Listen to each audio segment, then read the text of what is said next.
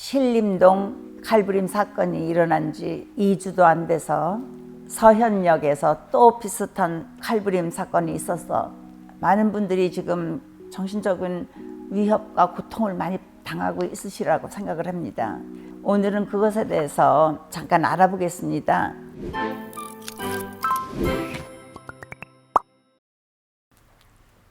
여러분 안녕하십니까? 정신과 의사 수전정입니다. 한국에서 정신분열증을 조현병이라고 이름을 바꾼 지가 한 5, 6년 되는데요. 서현역 사건에서 주인공은 그전에 정신과 의사를 보고 나서 분열성 성격장애라는 진단을 받았었다고 합니다. 그 전에 진단을 받았던 것 같습니다. 그래서 분열성이라고 그랬는데 지금은 조현병성 또는 조현형 성격장애라고 불러야 되겠죠. 도대체 조현성 아니면 분열성 성격장애가 어떤 것인가, 특히 성격장애 자체가 어떤 것인가를 많은 분들이 궁금해하실 것 같아서 오늘은 그거에 대해서 집중적으로 하도록 하겠습니다. 우선 성격장애라는 것은요, 내가 생각하는 내적인 상태나 바깥으로 나타나는 말이라든가 행동이라든가 아니면 내가 지각하는 것, 보고 듣고 느끼는 이런 것들이 보통 사람들이 하는 그 문화와 굉장히 달라가지고 기이한 데다가 이 경우 같으면은 분열성이니까 무언가 더 심한 그 일종의 정신분열증 같은 증상들이 많이 나타나는 경우죠. 그래서 예를 들면은 이분들이 아직 뭐 환청이라든가 환시 같은 건 아직 없겠지만은 바깥에서 이렇게 나무 그림자가 왔다 갔다 하는 걸 보고서 어떤 사람이 나를 지금 스토킹하고 나를 뭔가 감시하고 있다, 뭐 이렇게 느끼시는 식으로 지각하는 것과 행동하는 것이 괴이하고 또 옷차림이라든가 그런 것도 이상하고요. 근데 이제 이런 것들이 그냥 성격으로서 어떤 특징이 있는 거면은 성격 장애까지는 안 가지만 그것이 계속 변하지 않고 그래서 있을 때, 그 다음에 이것 때문에 자기가 많은 손상을 입을 때, 그러니까 예를 들면은 그것 때문에 직업도 못 갖고 그래서 기능에 문제가 오고 또는 이제 본인이 이렇게 되니까 누군가 사람하고 사귀지도 못하고 이런 경우 성격 장애라고 합니다.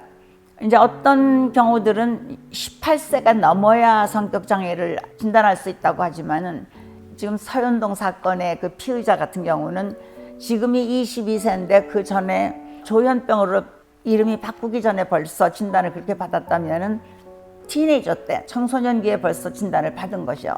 그것에 꼭 맞지 않는 경우는 뭐가 있냐면 반사회성 성격장애, 나중에 이제 설명드리겠지만 Antisocial Personality Disorder는 18살이 꼭 넘어야만 진단을 합니다. 왜냐면은 15살 전에는 대개 이제 품행장애가 있고 그 다음에 15살 이후에 이제 어떤 자기의 이익을 위해서 남을 해친다던가 남에게 손해를 보는 것에 대해서 전혀 양심의 가책을 느끼지 않는 그런 경우가 반사회성 인격장애입니다. 그러나 다른 성격장애는 18살 되기 전에도 워낙 이게 오래 지속됐고 변화하지가 않고 계속 유지됐다면 이런 진단을 내릴 수가 있습니다.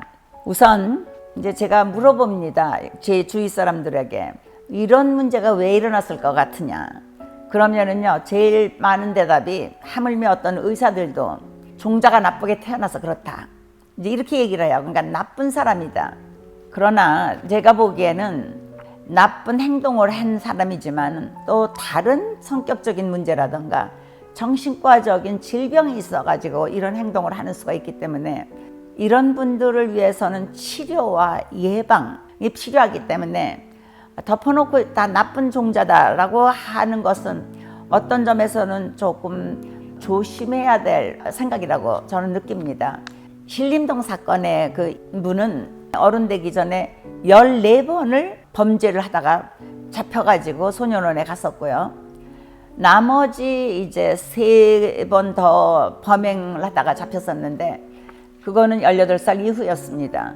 그러니까 제가 보기에는 어떤 점에서는 자신도 모르는 어떤 가령 주의 산만증이라던가 뭐 지적으로 어떤 점에서는 좀 문제가 있었다던가 아니면 학습 능력이 떨어졌다던가 읽지를 못해가지고 학교에서 공부를 잘 못하고 어쨌든 그러면서 자신에 대해서 너무 인격을 갖다 자기가 이게 열등하게 생각을 하고 그런 사람들이 우울해지고 그러다가 보면은 불안해지고 이런 것들이 한꺼번에 몰려와서 분노하고 뭐 이런 식으로 되질 않았을까 하는 생각이 듭니다.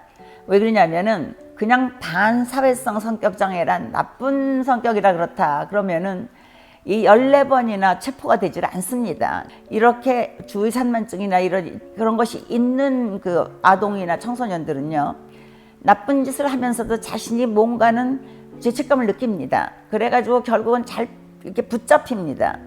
아주 교묘하게 남의 눈을 피해가지고 도둑질도 잘하고 거짓말도 잘하는 반사회성 인격장애자들은요, 이렇게 많이 체포가 안 됩니다.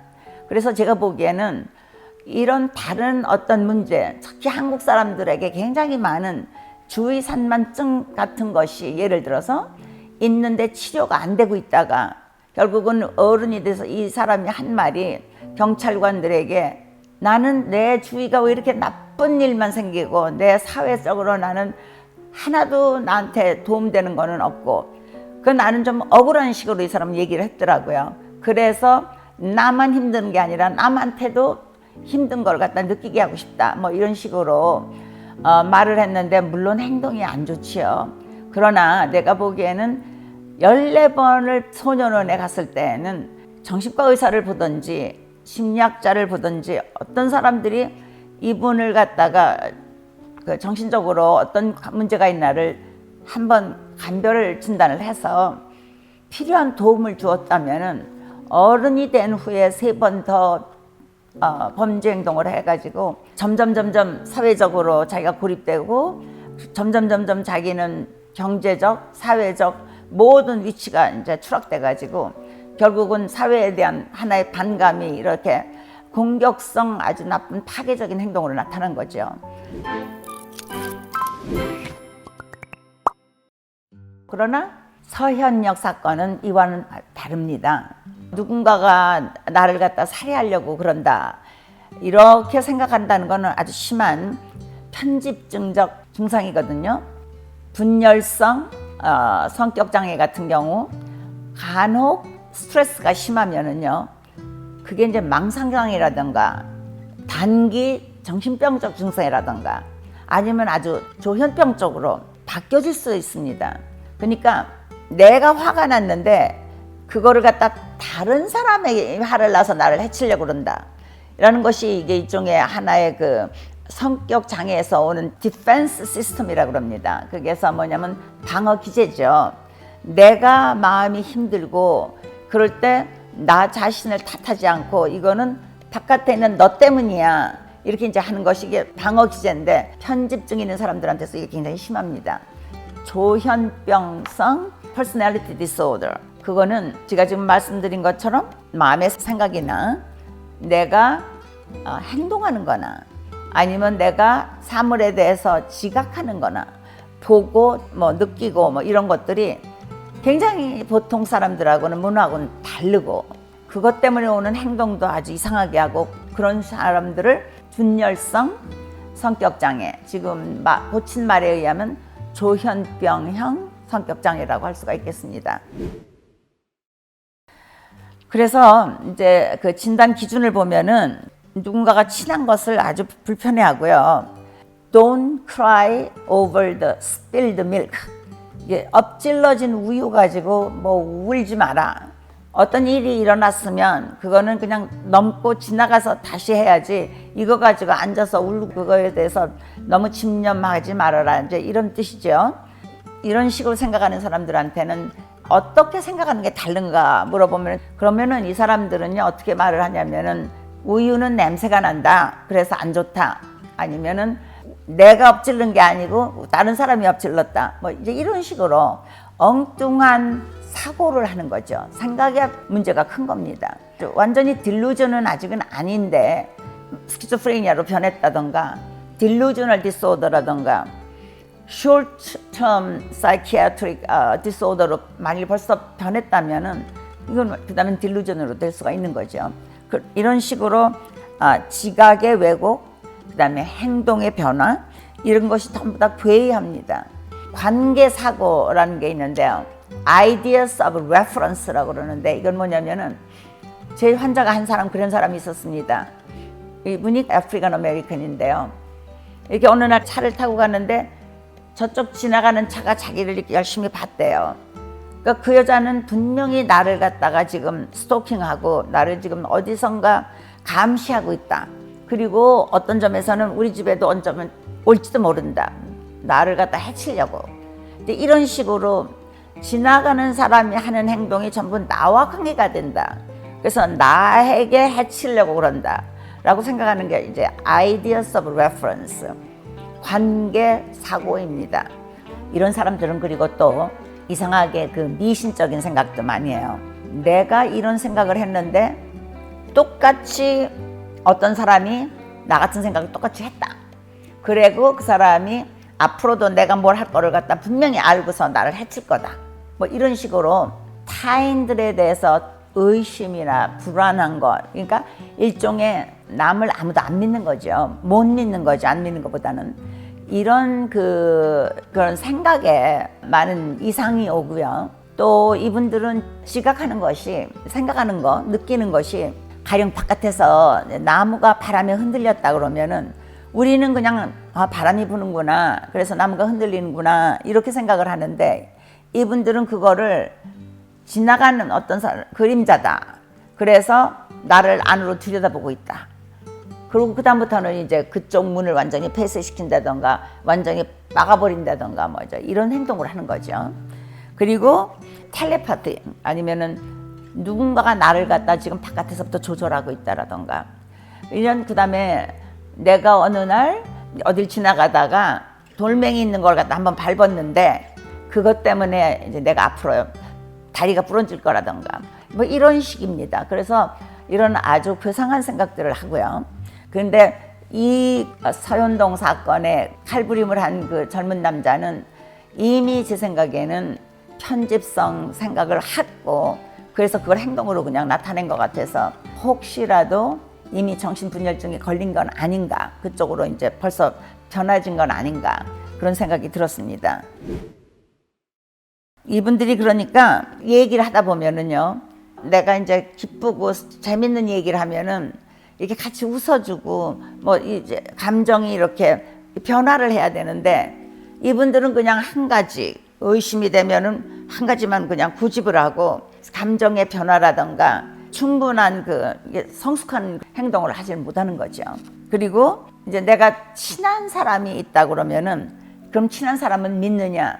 안 믿습니다. 왜 그러냐면은 혹시라도 저 사람이 나쁜 동기를 가지고 나하고 친한 거 아닌가? 내가 조금이라도 무슨 이상한 행동을 보이면 그걸 이용해서 나중에 나를 갖다 해치지 않을까?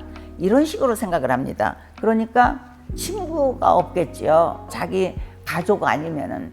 그리고 친구가 있다 하더라도 너무 불안하고 소셜 앵자이티 같은 게 많고 그래가지고 남들이 가까이 오는 거를 막습니다. 그러니까 누가 가까이 오려고 하면은 오히려 뭐 이쪽에서 화를 낸다던가 아니면 피한다던가 뭐 이런 식으로 해가지고 친하질 못하는 겁니다. 제가 아까 말씀드린 그 관계적 사고가 어떤 행동을 했을 때 전부 그걸 나하고 관계시키는 거죠. 만일 이제 어느 날 내가 그로서리 스토어를 갔는데 물건을 갖다 사고서 이제 그 직원이 컴퓨터를 찍다가 뭐가 좀 잘못돼서 미안하다 그러고 다시 찍을 때 이분들은 이 직원이 나를 갖다 속이려고 이렇게 이런 짓을 하는구나, 딱 그렇게 생각을 한다는 거죠. 이제 이분들이 굉장히 사회적으로 불안하고 그러다 보니까 우울하고 그러는데 그런 이유 중에 하나는 누구하고 사귀어가지고 친해질 수가 없는 것이 저 사람은 나에 대해서 나쁜 짓을 하려고 지금 그러는 거라고 하니까 친해질 수가 없는 거죠. 그리고 불안한 거죠. 오히려 누가 가까이 오는 것이 더 무서운 거죠. 그래서 이분들이 많이 우울해집니다. 제가 생각하기에는 서현동 사건의 피의자도 청소년기에 정신과 의사를 보았던 그 기록에 이제 봐야 알겠지만 그때 혹시 우울해서 찾은 것은 아닐까? 왜냐면 자신들의 생각이나 자신들의 행동이라든가 이런 것에 대해서 이 사람들은 전혀 이상하다고 생각을 안 하거든요. 그러나 사회적으로 너무나 불안하고 남들을 따돌리고 아무도 없다 보니까 굉장히 우울하고 외로울 수가 있으니까 그럴 때 정신과 의사를 찾는다고 합니다. 그 다음에 이제 치료를 받았으면 참 좋았는데 제 생각에는 치료를 받지 않은 게 아닌가 그런 생각이 듭니다. 그리고 이제 이런 증상이 청소년기라든가 좀 더 어린 시기에 올 수도 있는데 그때는 이제 좀 더 이상한 생각을 하고 그래서 친구들하고 못 어울리고 가까이 갈 수 없는 애라고 이렇게 외톨이라고 딱 판에 박혀지게 되죠. 그리고 만일 집안에 조현병 환자가 있다. 그러면 이런 성격을 가진 사람들이 나타날 확률이 꽤 크다고 합니다. 그래서 그 전에 그 예일 대학교에서는 조현병을 가지고 있는 그 형제 자매가 있으면은 그들을 미리 완전히 조현병 되기 전에 미리 약물도 주고 치료를 해서 이제 스키조프레니아로 이렇게 변해가지 않도록 하는 그런 그 실험도 한 적이 있었습니다. 그 후에 제가 그 리서치하는 것을 계속 팔로우업을 못했기 때문에 어떤 식으로 그들이 변했는지는 지금 잘 모르겠지만 어쨌든 그런 식으로 미리 예방을 하려고 치료를 한 그런 그 연구가 예일 대학교에서 있었습니다.